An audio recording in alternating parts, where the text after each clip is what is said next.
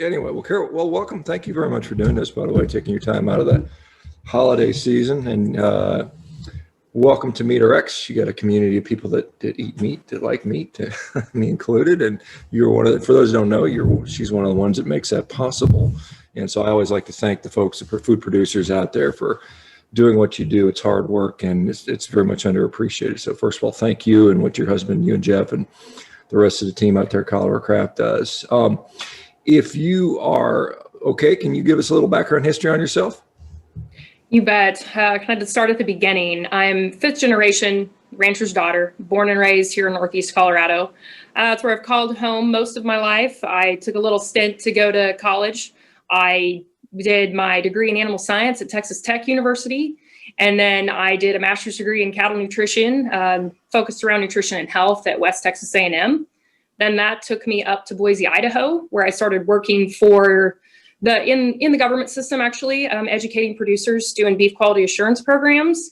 And then I realized that that wasn't for me and moved over to the private industry where I started working in animal health. And that was would have been 8 years ago now. So I've been working in animal health ever since. And then about 4 years ago, got the call to come back towards home and to be more involved in the day-to-day operations on the ranch, which also led to the inception of Colorado Craft Beef. We kind of sat around at so many different meetings in the cattle industry and talked about how we can, engage with the consumer. And, in that, I was like, I want to be able to do my part in that effort. And so we started Colorado Craft Beef. It would have been about 3 years ago now, in 2017.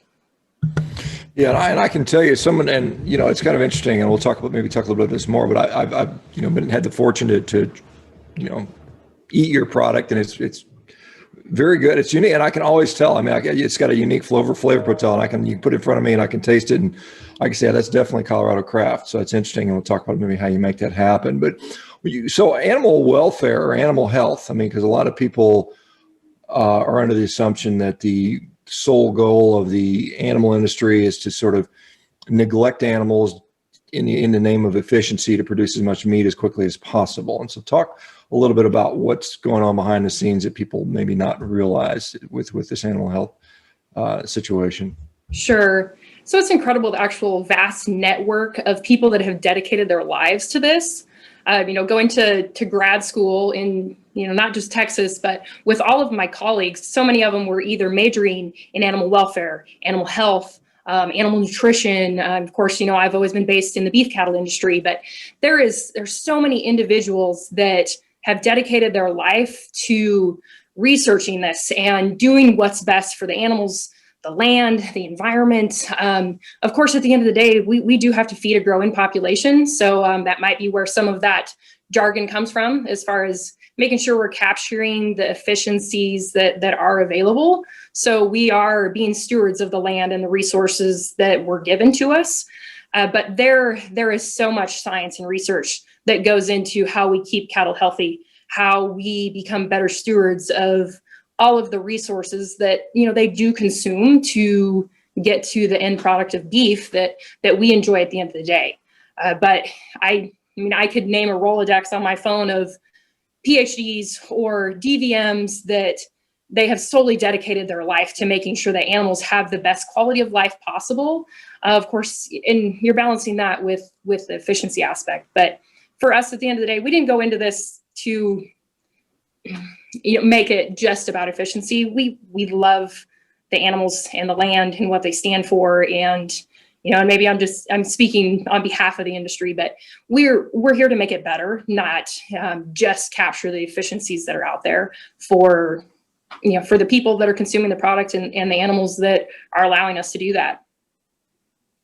Yeah, I think what people often seem to don't realize is some of these efficiencies that were adopted that a lot of people now don't prefer were because of environmental concerns back in the, say, 1970s, when concerns about water and land and methane emissions. And so that is what led to the sort of industrialized confined animal feeding operations and so on and so forth, because they could do it with less land, less water, less methane production, relative to grass finished or pastured animals, which is, a lot of people don't understand that. And that was a response to that. But and then again, that has its own set of unique challenges and problems that are associated with that.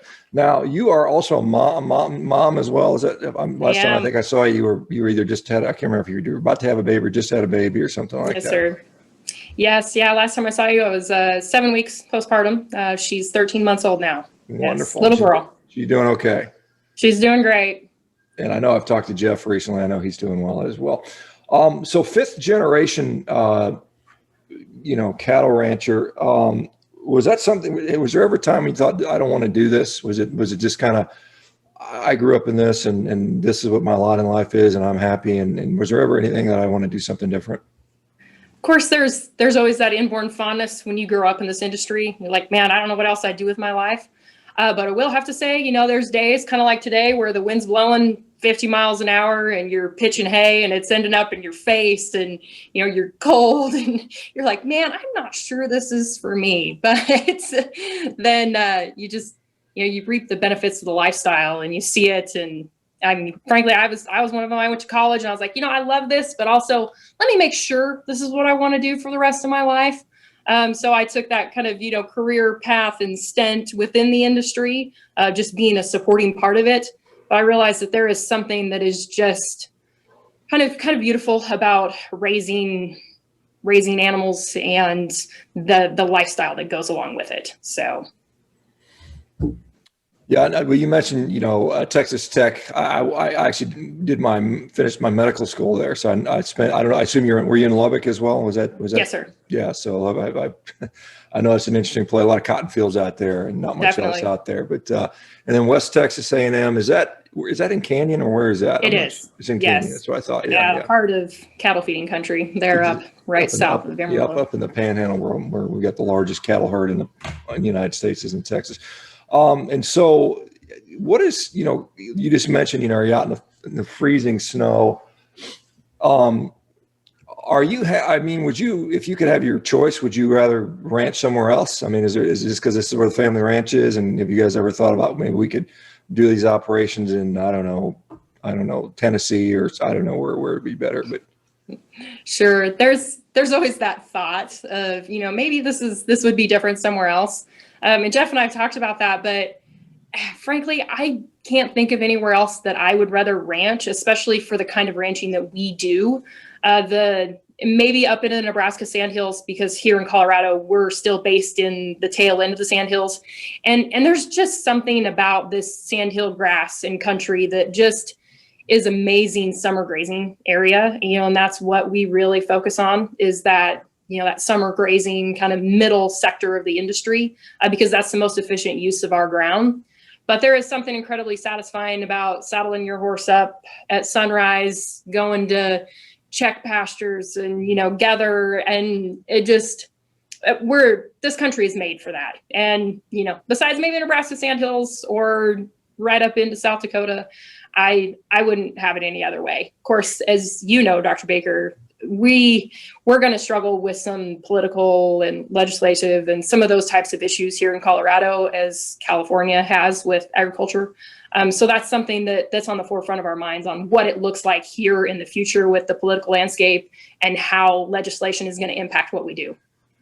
Yeah, and I'm trying to remember, were you guys up kind of near that Fort Collins, Greeley area, or where were you guys at? We're east of there, about 2 hours. So we're in the very far corner, the northeast corner of Colorado.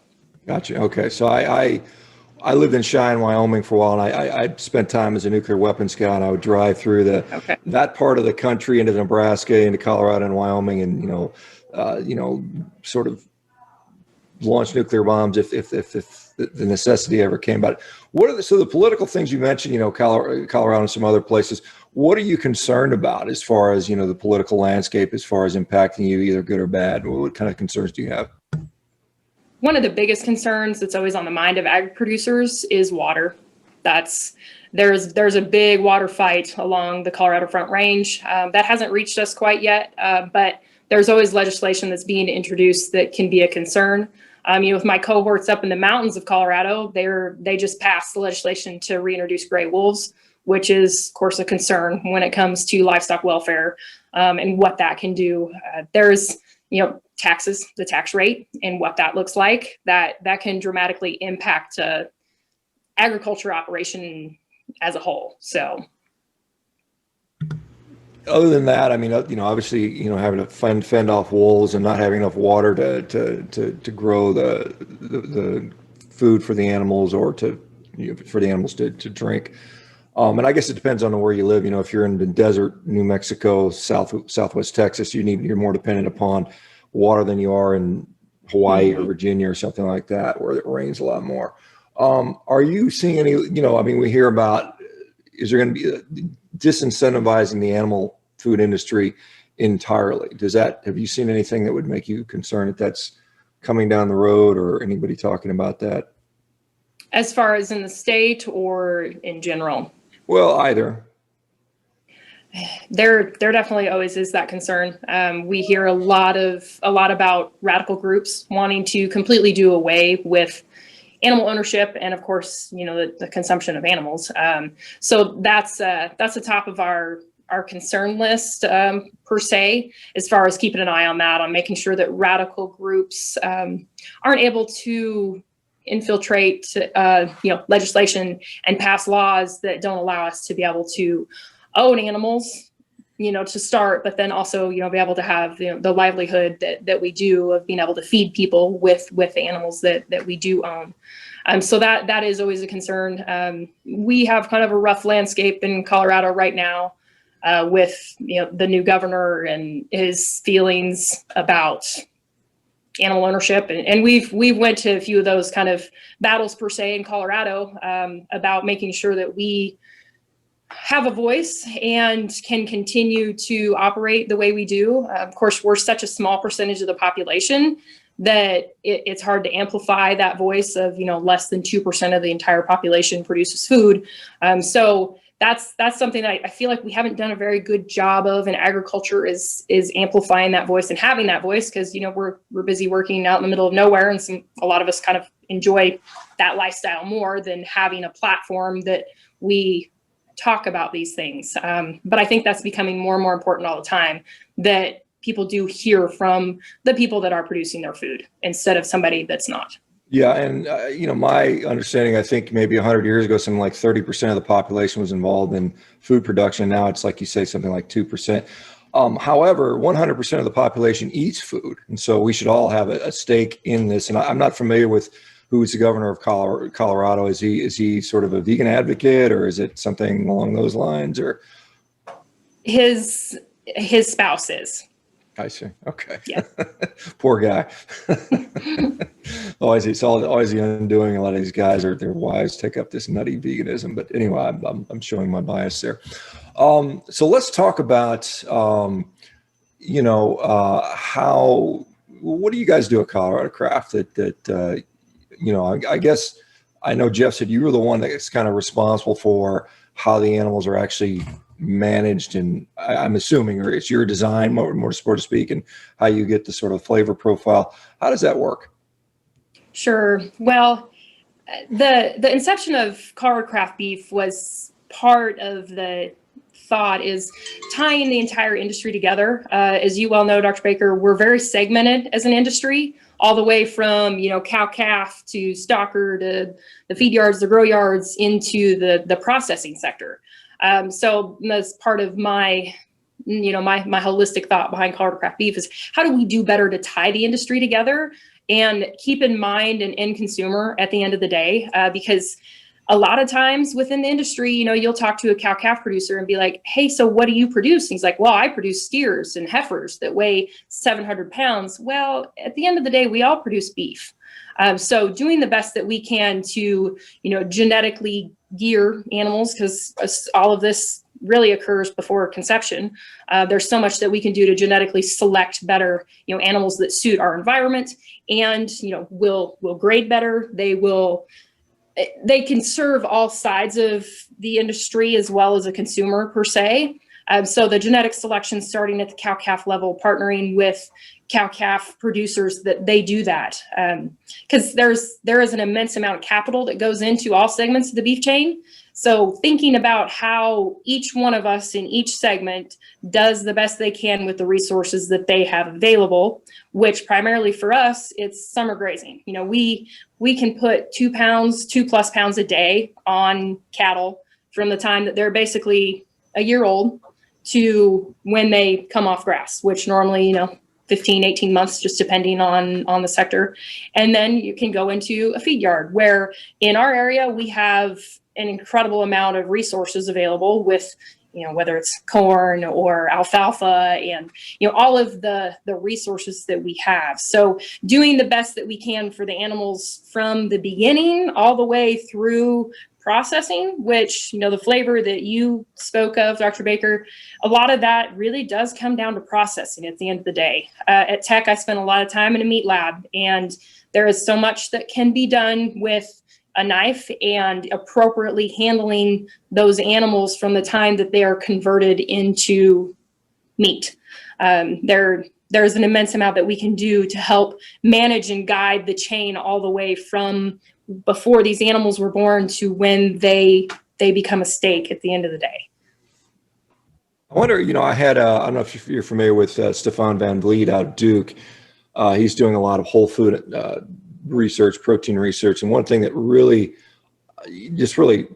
opened my eyes up a little bit is he said they've now identified well over 50,000 individual unique molecules, compounds that are found in beef, something like 55,000 so far, that provide, the different uniqueness of this. And this is when they say they're contrasting that to these plant-based burgers. And they say when they compare them side by side and look at these nutriomics comparisons, looking at all the individual compounds, there's only 10% overlap. And so beef is 90% different than a plant-based burger that may look, taste, and feel very similar, or at least that's what the people will tell you.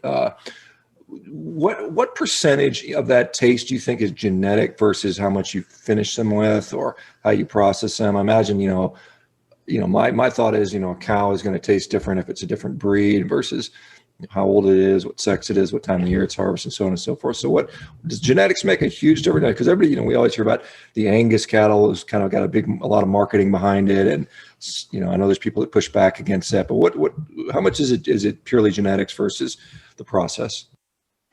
So genetics are, of course, a piece of it at the end of the day, but so much of, if you just go to buy a steak at the grocery store and say it's choice or it's prime, there are certain specifications that they have to meet to even be graded like that. And of course, one of those is age. So they have to be under 24 months of age to be able to be graded in that category.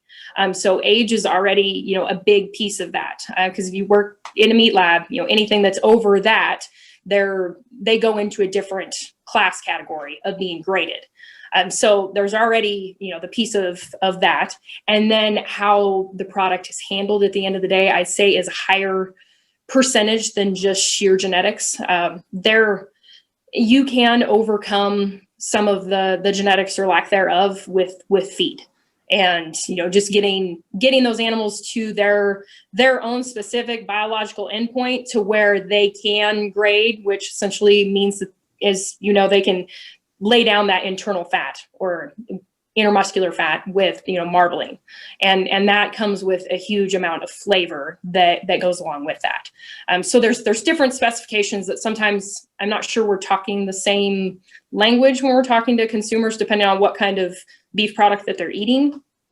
Because there are individual things that really I'd say are probably 70 to 80% compared to just sheer genetics. And that's, my opinion. We could probably find some actual scientific papers that prove it a little, closer to where we need to be on that. But there is a lot of things that you can do with other parts of the process than just sheer genetics.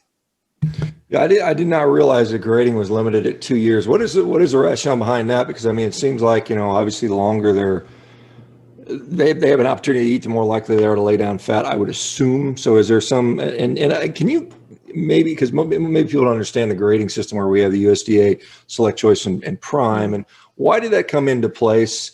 What's the history of that, if you remember? And I know because Prime grade is more expensive, but it's higher in fat, it's better marbled, and at the same time we're being told don't eat fat. Fat is bad for you, but yet this is considered a more expensive, better cut. So what is the history of the USDA grading system, if you can call them? Why do they make age a cutoff? So I would have to talk to somebody that's been in the entire chain longer than I have to remember the exact history of the grading system. But if I had to guess, I'd say it came about the same time that we started feeding cattle the way we do, more in confinement, more heavily concentrated rations, because we realized that fat is flavor, and that quality grading system is an indication of an eating experience, essentially. So it has, the two sides of it, of the how much marbling, or, that fat, if you're looking at a ribeye, that fat that's in the middle of the ribeye, and the age factor to that, because that does indicate an eating experience. We start getting more calcification of bones, the internal, the tendons, a lot of the internal parts of that product become a lot more harder to chew at that point because of age. So it's more of like a calcification process. And that does speed up with more hormones of, like, say, heifers or cows or something like that. That process increases as far as their ossification of their bones. And then the tightening, like, of the junctures in between the steaks per se. So there's a piece of that. And the 24-month mark, actually, a lot of people, they'll go to the 30-month depending on which processing facility. But that cutoff came from BSE in 2003, because there's a concern about they call them the specified risk materials, and the concern of mad cow disease. And if they get over that age, then that is, they call it more of a risk. So those classifications, they can't go into they call it the A and B part of an age class to be graded as the choice, select, prime, those types of things that you'd see at the grocery store. But essentially, the quality grade is saying how well that product should eat. Then we have the yield grade side of that, which basically is the percentage of red meat that's on that carcass. And if you go to countries like Germany, I spent some time over there, their grading system is completely different than ours. It's basically just a red meat yield, and that's what they want at the end of the day. And that's how they grade their carcasses and their meat quality, is just sheer red meat, not necessarily from a quality grade aspect like we do in the United States. Yeah, I briefly peeked over, and it looks like the history of the U.S. grading system goes back to about 1916 and became mandatory around World War II and so on and so forth. Okay. So it's kind of interesting stuff there. And just I know some people may know this, but the typical, so cattle finish out at certain size, 1,200 pounds maybe, and then they hanging weight is 600-700 pounds. You get about 450 out of beef. Is that pretty typical for the typical cow? So the average in the commercial industry right now is about 850 pounds of hanging weight, and then they yield about 50% of that. So that's the kind of general math of the commercial beef chain. And the hanging weight is minus internal organs, or what's the hanging weight? Yes. Yes, that's essentially when they're hung up in a half of a carcass. That's the hanging weight. I see. Okay. You talked about the fragmentation of the beef industry, and I've seen, just as a casual observer, I guess I'm more than a casual observer. I have a pretty significant interest in this stuff, but I'm not part of it. But as an outsider looking in, I do see a lot of sort of animosity, I guess it would be a fair word to say, between maybe the packing side of things and the producing side of things, and the representation. We've got the NCBA that kind of is quote unquote the beef industry, the beef checkoff, and then you've got like the producer side, U.S. Cattlemen's. Some people feel there's not equal representation at the top end, and I just as a consumer, I find that I just, to me, from what I can see on the ground, the efforts from the beef industry as far as promoting the product anymore. I mean, I'm remembering beef is what's for dinner was the last thing I remember. Now, some people will say, well, you got McDonald's doing that. They're doing it for you more or less because there's, that advertising. But do you as a producer find any frustration with the overall national organizations, or do you feel like there's a way to do it better perhaps? I'd say my frustration stems in the lack of cohesiveness in general of the beef industry, whatever segment we want to be a part of and we are a part of. We just tend to gravitate towards that segment versus, like you say, the beef is what's for dinner. At the end of the day, that is really what's driving what we're doing. But we've gotten so far away from that with all of our different segments of the industry that, we represent that within what we do every day, as far as beef cattle production. However, we really just don't have a livelihood if beef is not, the center of the plate and a part of people's diets and that, conversation to be had. So I really would like to see more cohesiveness within the industry. And, I wish I had a crystal ball to say how best to do that, but it does lie more on who's closer to the consumer at the end of the day. And that was part of the reason that we started Craft Beef, is we wanted to be able to have that interaction with a consumer, be able to answer their questions about where beef comes from, how the cattle were raised, where they were raised, and just be able to talk to somebody and feel good about that process. Because we're, I think, 3 or 4 generations removed from that at this point. So it is hard for somebody to understand that if they didn't grow up in it or didn't have a grandpa that was part of it, or, things like that. So for me, I think that we can do a better job with just telling that story to the end consumer, but also just engaging and doing better as an industry to help promote our product, because it's, at the end of the day, beef is what I want to eat, and it's what I want to feed my family. So yeah, I'm all on board with that. I'm going to have some nice beef here later today. In fact, I'll have to look in the freezer, see if I still got any of your stuff back there. Maybe I'll have that today as a treat. But do you what was I going to say here? So as far as the decision to go direct to consumer, was that difficult for you to do? Was that something? I don't know what you guys were doing before. You said you're multi-generation. Was that before where you kind of were doing what most folks do, which is basically just kind of go into the commercial system, or was that a struggle to switch over to do that? It definitely was an undertaking for sure. We knew that there would be an undertaking to it, but both my husband and I come from more of a business background and mindset. So that's something we were willing to take on. But when we started this, we weren't just going to do, a fly by night type of operation. We were going to set it up as a brand and truly, run it as a business. And that is much more of an undertaking than selling 20 freezer beef a year. So it definitely was a shift in the way that, the family has done business for generations. But it's also something that we felt compelled to do.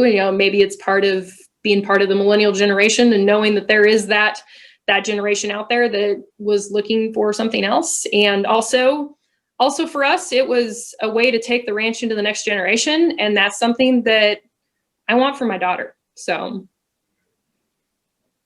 Yeah, I know she's 13 months. Any proclivity that you've seen from her from wanting to be a rancher? Now, she probably. Is she eating some of the beef now at that age? Oh yeah, definitely. She's been eating our home raised beef from the time she started getting solids.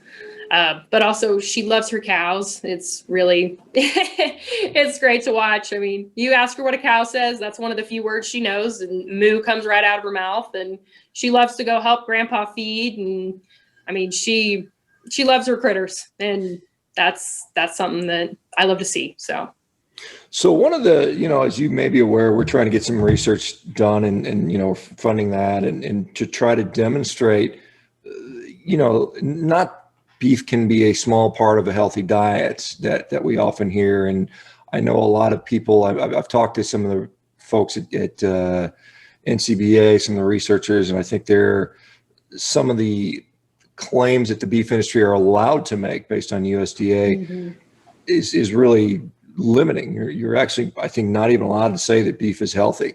I mean, you can say it can be part of a healthful diet, but you can't say it's healthy itself or some nonsense like that. Now, do you, are you as a direct to consumer advertiser allowed to say, hey, our product is healthy and it'll make you healthy and, you know, help you lose weight? And can you make those claims as a direct, or do you try to make those claims, or is it something that you get into or know anything about? So I guess more the way we approach that is it's what we prefer to feed our family. And that's, you know, for us, it's a health decision, but also it's a livelihood type of decision as well. I mean, growing up, I had no choice but to be a carnivore. I mean, I was a rancher's daughter. That's what was in the freezer and that's what we ate. And I had no idea how much I really missed it until I went to college and didn't have that available. And going to school at Tech, I've spent a lot of time in meat science, and you know, I'm definitely not as well versed in it as you are, but there are definitely some incredible benefits to a beef product and something that's so bioavailable for our bodies. That's a choice I will make every time to feed my daughter beef as her number one protein. You know, that red meat I think is very, very important to a growing body and a healthy body in general. So, you know, we're not regulated by most of the time, whether it's NCBA or other organizations, it's checkoff regulated. So there's things that they can or can't say because it is regulated by those checkoff dollars. But of course, we pay our checkoff, but that's not what's funding Colorado craft beef. Yeah, I don't imagine. Yeah, the checkoff, for people who don't know, I think it's $1 every time a cow moves hands, or you know, or something like that. They pay into it, and I think there's, if I'm not mistaken, there's something like 30 million cattle each year that are slaughtered annually, something along that. So they probably have a fairly sizable amount of income coming into those guys. So hopefully they'll, you know, spend it in a way that helps everybody out, particularly you guys as ranchers. How many cattle do you guys have at Colorado Craft? I don't even know. So within the program, we're normally around 100 or so, but that's outside the family operation, which we get into the thousands in that. So. Okay, so you have the Colorado Craft is a subset of the entire operation. Is that right? Yes. Yeah, it's essentially, you know, a portion of within that brand, but separate business. But yes. And then the actual Colorado Craft brand, what type of cattle are they? What breed are they? Are they primarily Angus based? We've gone to that within the industry. Typically, most, especially ranchers in our areas, cow-calf producers, they have an Angus based cow herd. Sometimes they'll put a Continental cross on there, but for the most part, we kind of stick with the Angus. And I guess, you know, they're originated in the UK, my understanding, and they're better for cold weather. Is that correct to say that? Yeah, I'd say that, of course, black Angus in general, they thrive much better in our cold climate than say they would if we moved them 2,000 miles south of here. You know, that black hide and the lack of resistance to bugs, and they do much better where we live, where it's quite a bit colder. What's the hardest part of doing this, of being a rancher? Because I have a lot of folks on here, and I think most people realize you're up early. You're taking, the cows don't take a vacation day. They don't just say, hey, go on vacation. We'll feed ourselves, or that type of stuff. So, but what are some of the harder things you guys have to do that maybe most people don't realize? So I'd have to say one personal thing for me is I love my critters. I love them dearly. I went into this industry to save all of them. I mean, I had a lot of thoughts about being a veterinarian and just doing what I could for the animals. So knowing at the end of the day, they're for our consumption, it's hard for my heart. And I know that's kind of sounds a little bit touchy-feely, but for me, I do the best thing I can to make sure they have the best life possible. And knowing that they're going to be on somebody's plate at the end of the day, that's kind of a hard thing for me. But but in that, I want to make sure that I honor the life that they had, because their life has to end to make sure that mine and my family's and everybody that loves this kind of, the protein and how it nourishes their body gets to continue on. So for me, gosh, I remember the first time I had to take one of the steers that we raised off of a bottle to the processing plant. And that was tough for me, especially as a little girl. So. Yeah, I can see that. And that's the thing I think people fail to realize, and most of the folks that are in this industry are in it because they like animals. They wouldn't spend their whole day with animals if they didn't like them or love them. So I think that's a huge, interesting thing. Do you, so let me, I guess I'll touch on the carnivore diet, because I know, you mentioned that you've been eating meat your whole life. And I know your husband, Jeff, and I think we're going to interview him separately later, but I know he adopted, I think I challenged him to do it last year or something like that. And so he actually, I said, man, you're a beef producer. Why don't you do a carnivore diet? What was his experience like? And did you notice a difference in him when he did that? I did. He, at first, I think for us, we like food in general. It's kind of hard to just give up things. So I think maybe that was more of the adjustment. But he felt better. He had more energy. And it's really simple to cook too. When you're on the carnivore diet, we're like, well, our freezer's full of beef and that's what we're going to have for every meal. So it kind of was a sense of simplicity to it. And I also, I did it with him for 30 days right after Emma was 6 months old. And I felt good. I felt great, actually. And you could see just being more trim, and the kind of energy levels you had that was pretty cool. So part of me, you miss the variety of foods, but also, if I just had to eat beef every day, that's really not a hard stretch for me. Are you guys ever the targets of sort of animal rights activists or any of that stuff? Has that ever made it your way out there in Colorado? Thankfully, not us personally, but I do have some friends that have been. I have some friends that are on dairies that have dealt with those issues, and other, whether it's feed yards or some of the processing plants, there has been that around our community for sure. Yeah, I think Colorado, it's parts of it, obviously it just depends on where you are. All parts of the country have the areas where people are more prone to activism, whether it's San Francisco or Boulder or Madison, Wisconsin, or some of these towns which tend to be large college facilities. You're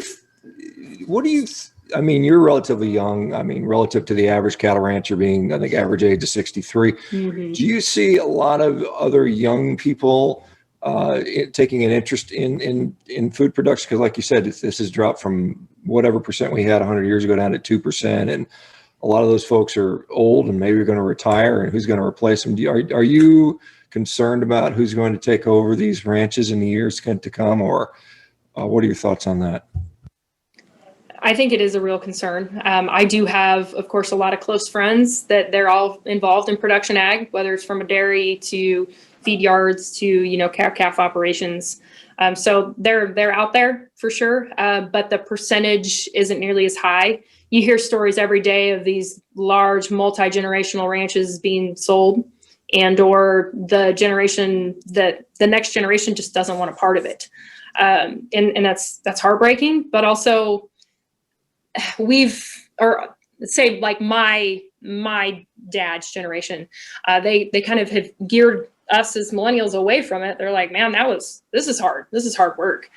So, go to town, get a job that's 9 to 5, and, you'll be able to have your weekends or your holidays to where you don't have to feed cows in the snow. And there has been kind of that generation that has driven more of us to a different type of lifestyle because they wanted a different lifestyle for their children.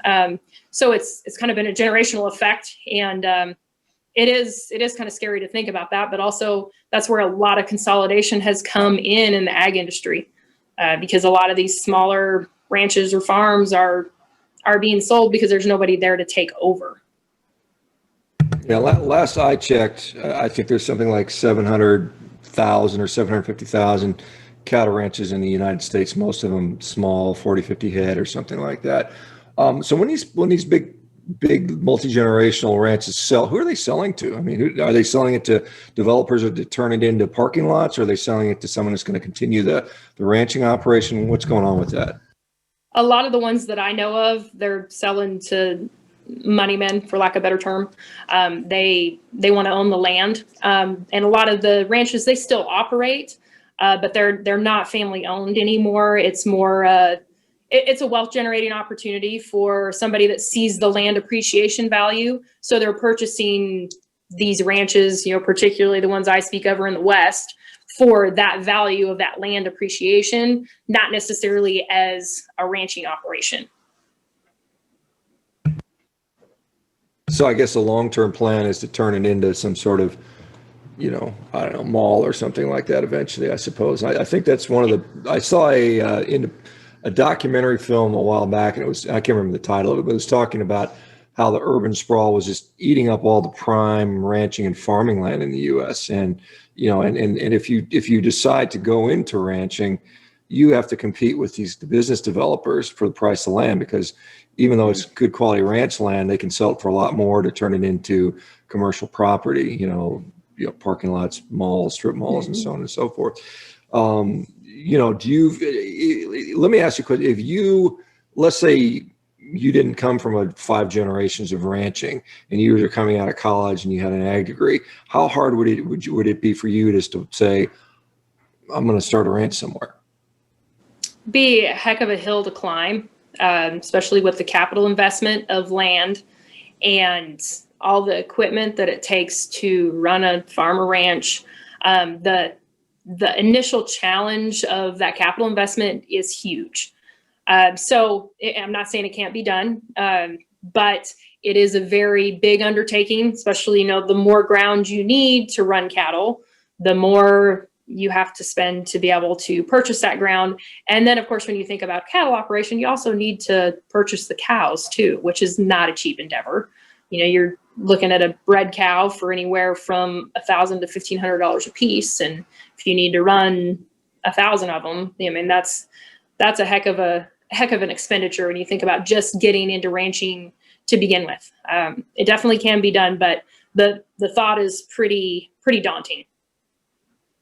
Yeah, I'm sure you're familiar with, I guess, I don't know, recent, but the recent resurgence or sort of trend towards people regenerating the land, doing, adaptive multi-paddock grazing situations, whatever, holistic management.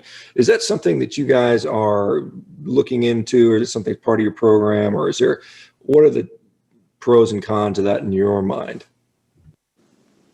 So that's definitely something we always have in the back of our mind. At the end of the day, this ground has been in our family for 5 generations, and we want to keep it there. And the best way to do that is to take care of the ground. And for us, we utilize cattle as that way to do that. That grazing of this ground, that's what it has been in use for well over 100 years now.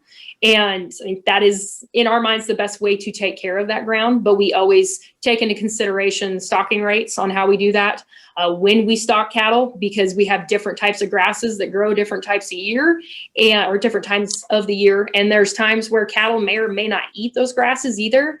You call it cheatgrass as a prime example. It only comes up early in the spring. And if cattle aren't out there to consume it, then it heads out and honestly becomes a fire danger. And it's also an invader. And so other quality grasses cannot come in behind it. So we're always keeping those things in mind when we think about grazing patterns, where we rotate, how we rotate, where waters are placed. So that's a big thing with cattle movement. Of course, they're always going to come into water. So wherever that water is placed, it's going to be heavily trafficked. And how we best utilize that water and or like our mineral resources to where cattle can use the ground the best way that they possibly can. So if we can place those things, of course, water is only can be moved so much out here because we have wells. But if you have other ranchers that have like live water, thinking about how you utilize those resources to get the best ability or the best use out of the ground and keep it the healthiest that we possibly can.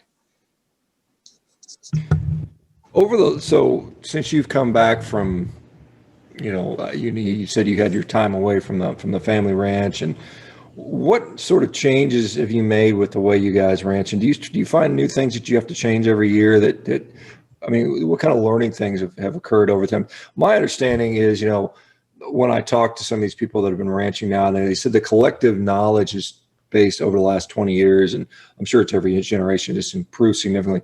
What role does technology have? I mean, do you see any emerging technologies kind of make this more productive, more efficient, better for animals, better for everybody? Is that something you see on the future? Definitely. Technology has advanced incredible. I mean, it's just incredible what we can do with our smartphone.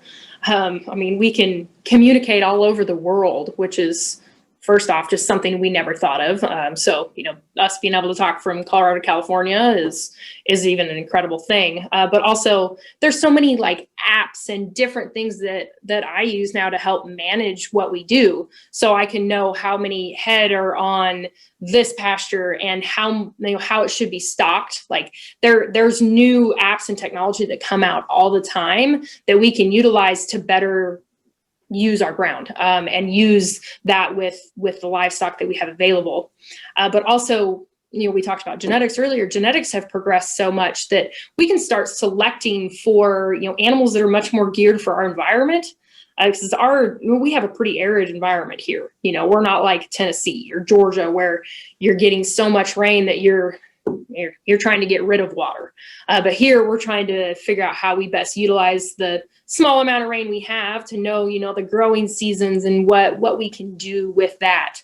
And managing all the finances through new programs that we have with, whether it's not necessarily like a QuickBooks program, but, just having all those things at our fingertips to help manage our operation. And, because we can't manage what we don't measure. And that is something that is a piece of where we need to continue to progress in the beef cattle industry.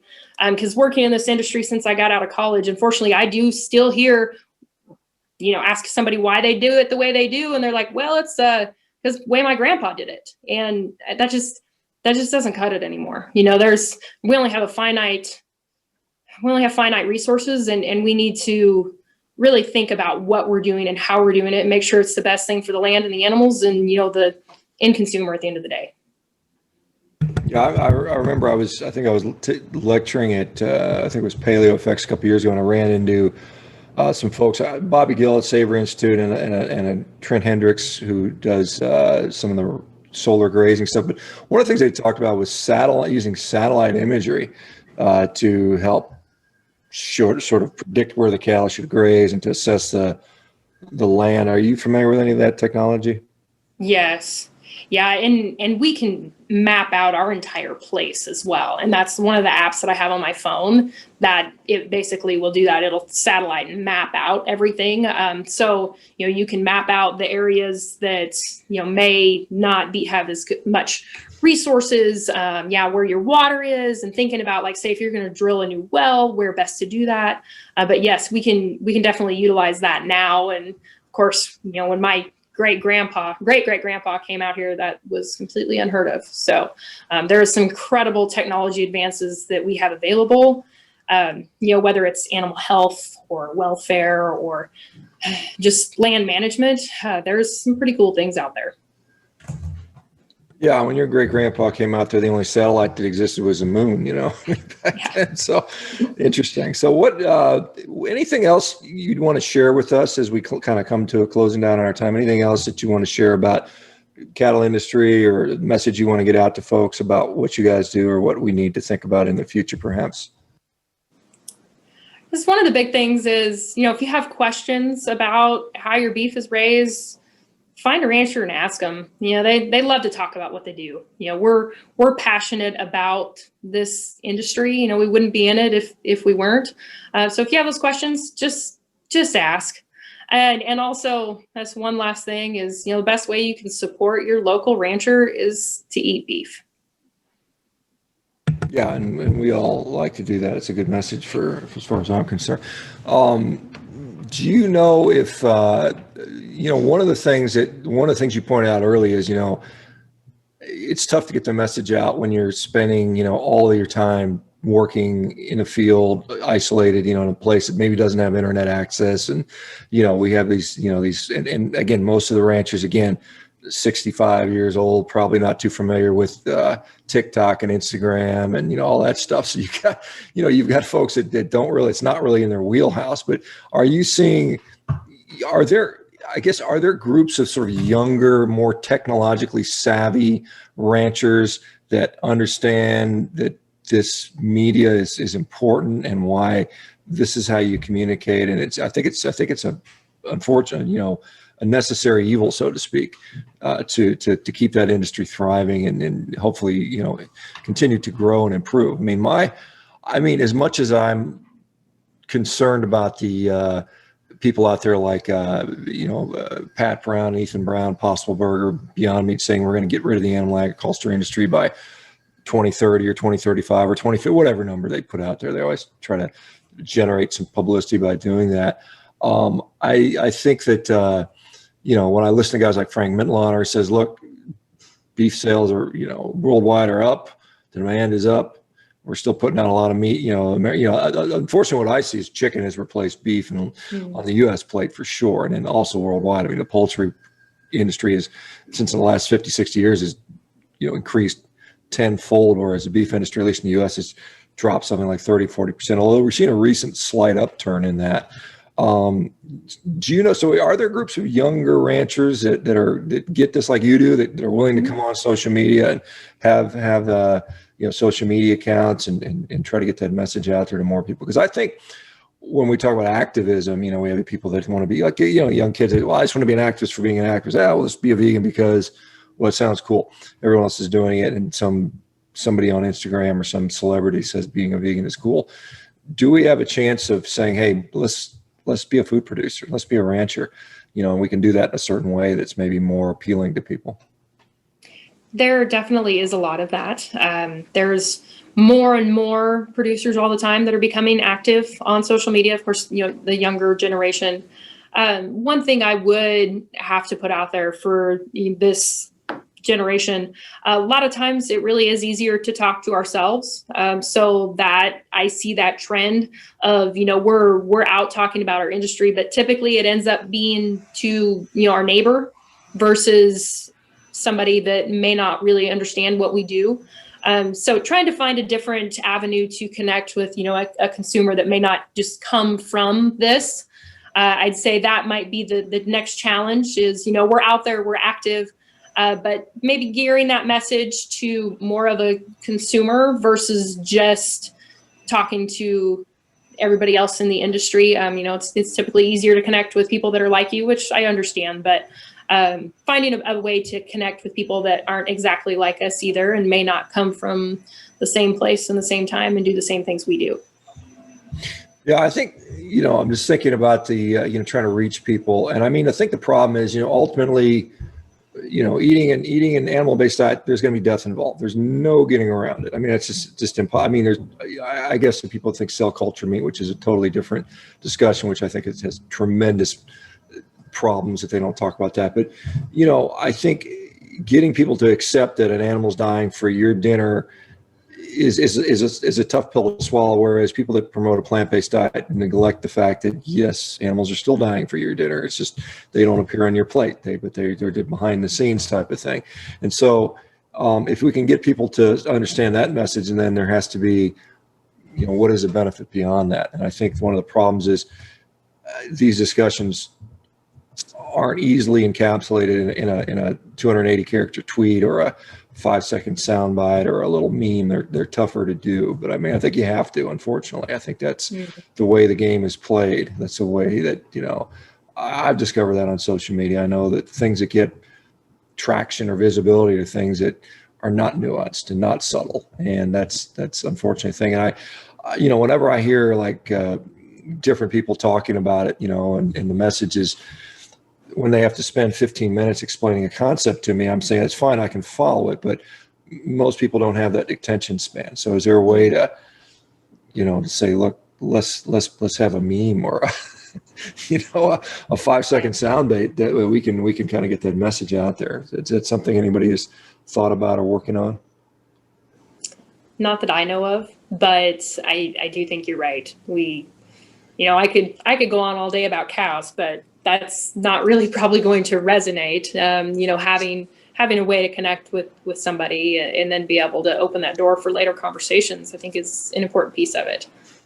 Yeah, one of the, this is like I had, God, who did I have on recently? Somebody, and we were talking about, I think, I don't know if it was Alan Williams or somebody that does, regenerative agriculture, talking about soil sequestration. And they were telling me, they were like, Jason Roundtree, that's what it was. And he was saying, our studies show that we sequester blah, blah, blah tons of carbon per hectare. And I'm like, well, I don't know what that means. I don't, you got to give me something that's more relatable. And I said, what is it? How many cars on the road does that represent? And it kind of, I think, put a switch in his head. When you got that, okay, by doing cattle a certain way, I'm taking, 10,000 automobiles off the road on my X amount of acres.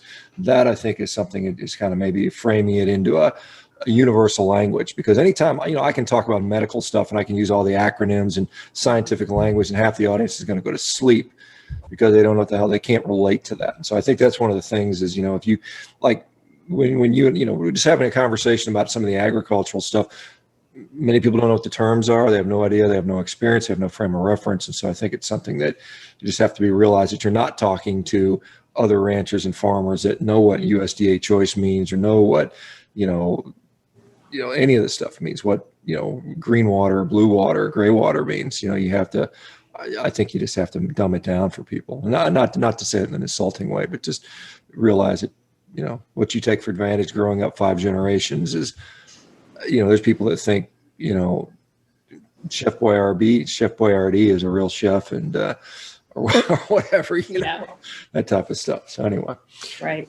Well, thank you very much for doing this. Where can people find you? How do they get a hold of Colorado Craft Beef? I know I will tell members of MeatRx, we do have a link to discount for these guys, and it's a great product. But how does a person that's just listening in on this get a hold of some of your meat and find out more about what you guys do? Because I do believe you guys have a social media presence as well. We do. Yes. Yeah. Either you can go to the website, ColoradoCraftBeef.com, or on any of the social channels. We're the most active on Instagram, and our handle's at Colorado Craft Beef. So any of them, they shoot us a message. It's my husband and I that run the company. So you shoot us a message on Instagram. It's going to come to our phones. Well, thank you guys very much. Kara, have a great day. Say hi to Jeff for me and the baby. And like I said, once again, I appreciate all you guys do. And thanks for doing what you do and keep the great work. All right, folks. Thank you so much. We'll see some of you guys back tomorrow. You guys have a great day. Take care, everybody. Bye-bye now.